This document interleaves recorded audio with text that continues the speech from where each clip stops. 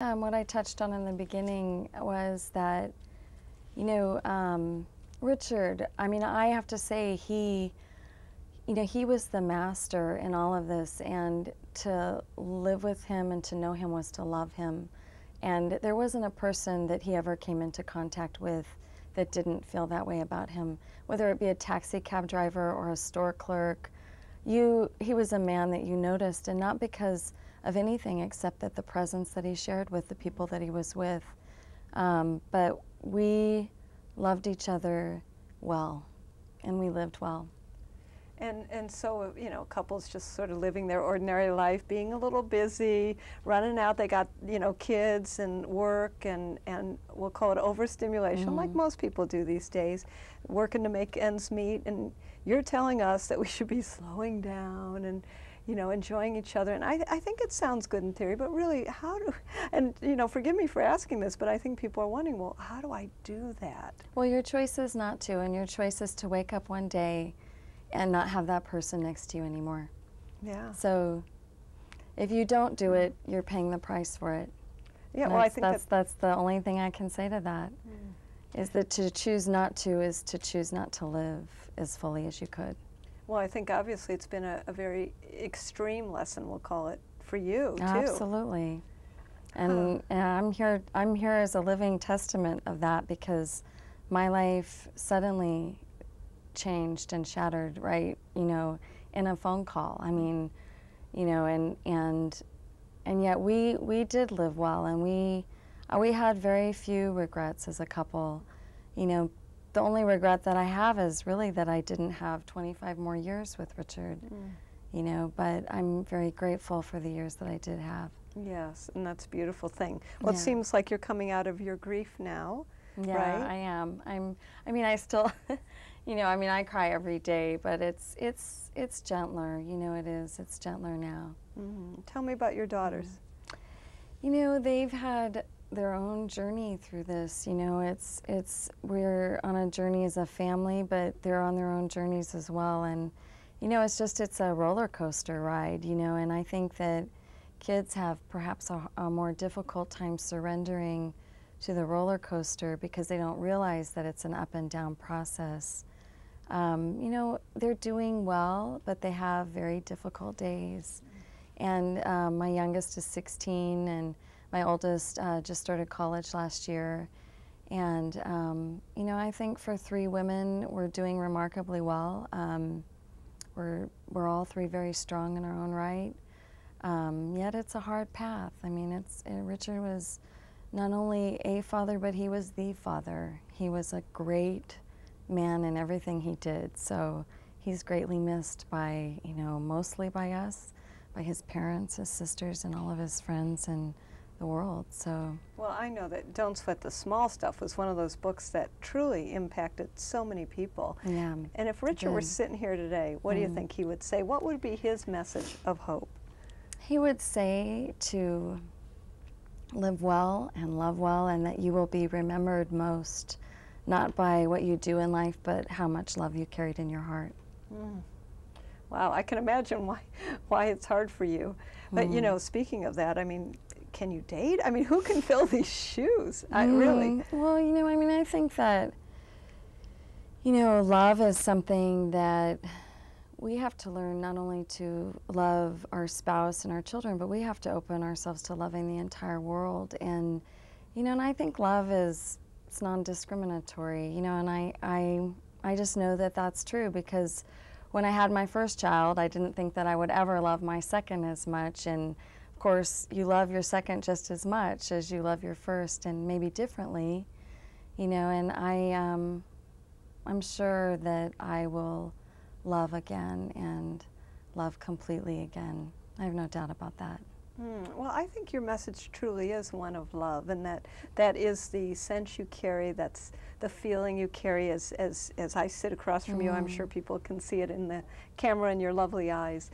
That love that comes through you. Thank you. Oh, you bet. Thanks. And it's clear to me that your love with him was inspiring and continues, and I think that's the word. It is. Yeah, no, I feel that he's with me every moment, and I don't feel that he's separate from me. I feel that that word human being is a very, you have a human side, but you have the being side that lives on.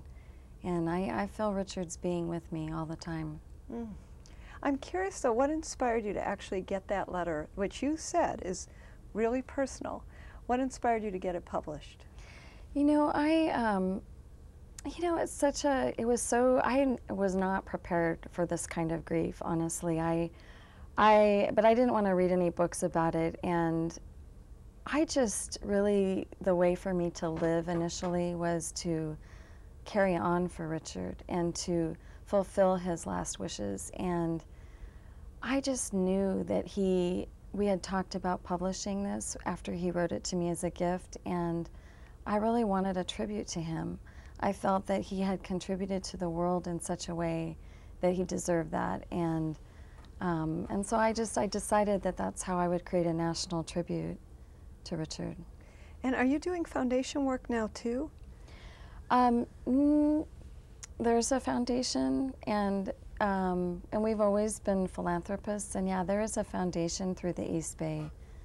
But you know, I'm still recovering and finding my way, and I'm going to write a book about my journey, and just to keep continuing on my journey, actually.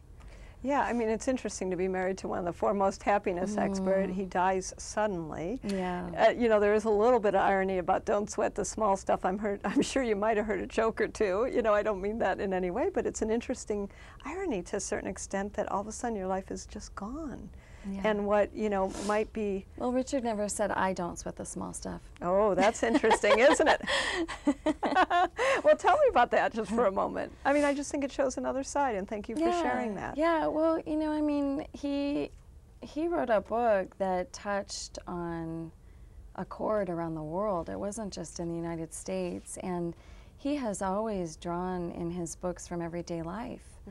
And so he observed life, and he observed himself with a lot of awareness.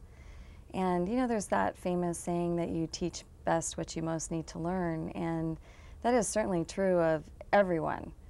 And Richard never held himself out to be a man, anything other than an ordinary man.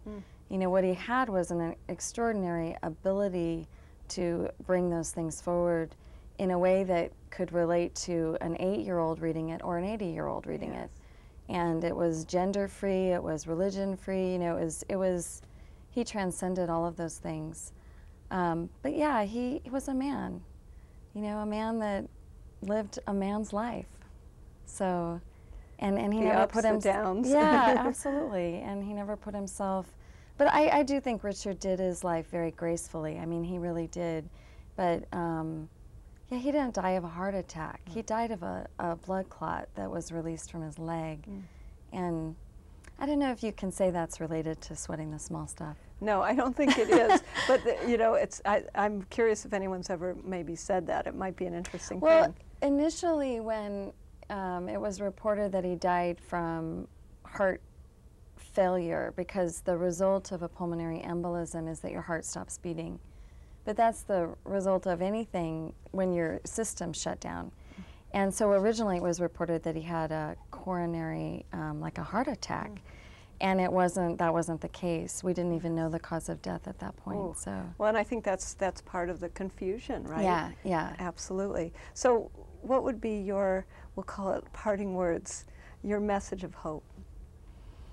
Well, personally, I think it was something that Richard said to me in October before he died, just 8 weeks before he died. He said, he told me, Chris, what I love most about the human spirit is that there are people in this world that take their greatest tragedy and they turn it into something that gives their life greater meaning. And my personal message of hope would be that that's what I'm doing now, is I'm taking my greatest tragedy and it's giving my life greater meaning. Well, talk about foreshadowing, eh? I mean, in a way, that was an instruction for you. It was an instruction for me. Yeah, how powerful that is. And what are your plans for the future? You know, I'm just living each day right now, and the only plan that I have is to really see my youngest daughter through the next 2 years of high school and live where we're living, and I'll be working on a book, and you know, other than that, I don't really try not to make too many plans right now. Well, I guess sometimes when you make plans, who knows what will happen, right? Exactly. And I think for you, you're one who's really learned that. Yes, I have. A powerful lesson to you, and I thank you obviously for sharing all that. Thank you. Is there just a quick story you want to share, just something that touches you that you want to touch others with?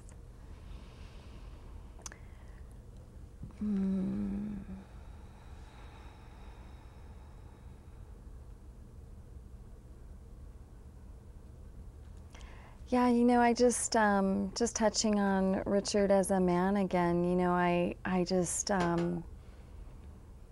loved how Richard would jump in the kitchen at 5 o'clock no matter what he'd been doing, and he'd make dinner if dinner needed to be made. If there was if there was laundry in the laundry room, he would go in the laundry room. And he was a very, very successful, busy man, but he was never, ever too busy to be with his daughters, to take them to school. He never missed a birthday or a special function. And I just like to say that he was a man that had his priorities in line, and how lucky I was. Yes, a very lucky woman, and tonight we're very lucky to have you. Thank you. And very much appreciate you being on Messages of Hope. Your story is inspiring. I know that hearts have expanded and opened in your sharing of who you are. Thank you. And how powerful that is. Thanks for having me on. Absolutely. And it's our intention that tonight you have even greater hope in your life.